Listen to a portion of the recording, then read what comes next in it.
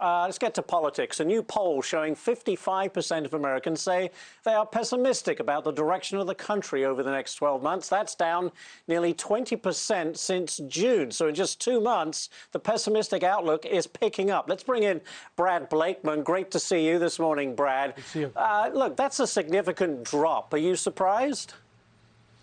No, I'm not, is because we have a president who's not leading in the White House. They roll him out here and there for appearances, and it's never about the news he's trying to make. It's about the gaffe or the awkwardness of the president being able to communicate.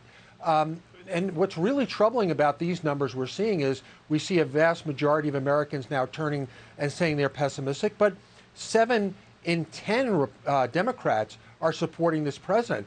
That's not where he should be in this, what should be a honeymoon period of the first 6 months. This is the best days of the Biden administration. So his approval is in the basement.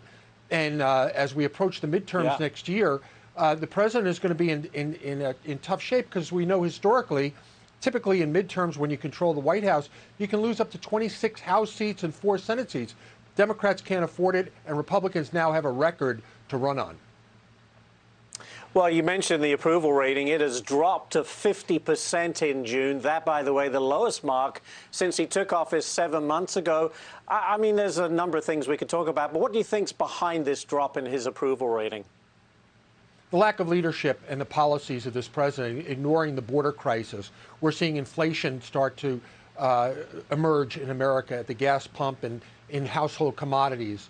I also think that this president is not leading himself. The White House is being led by a committee, people who are unseen by the public, the chief of staff of the White House, Pelosi, others, Chuck Schumer, the Secretary of State. We're not seeing the type of upfront leadership that the president promised in his inaugural address.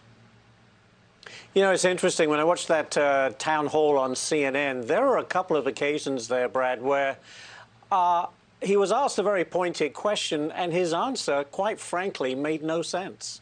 That's got to be a concern for those around him, that committee, as you say, that's basically leading the country.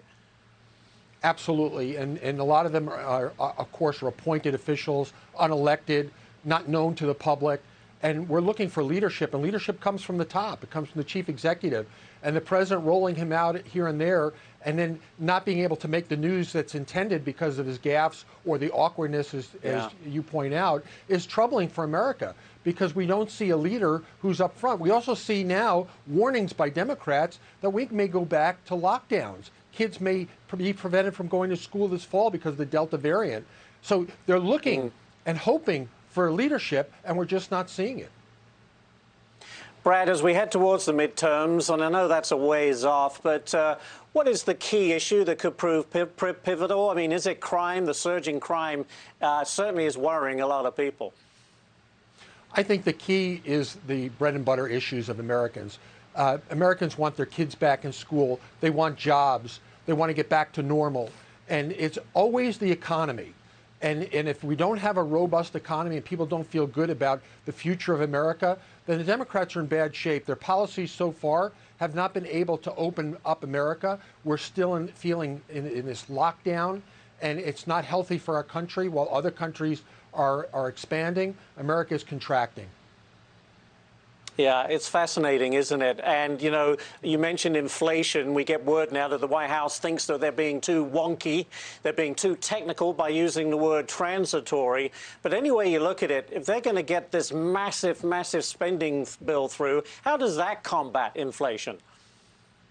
Well, you know, the more you spend, it fuels inflation, because again, we're back to taxing and spending. We're not cutting the budget. There isn't one Democrat who said or suggested we should be cutting budgets in our big agencies of the federal executive branch. Right. There's no talk of cutting. There's only talk of spending.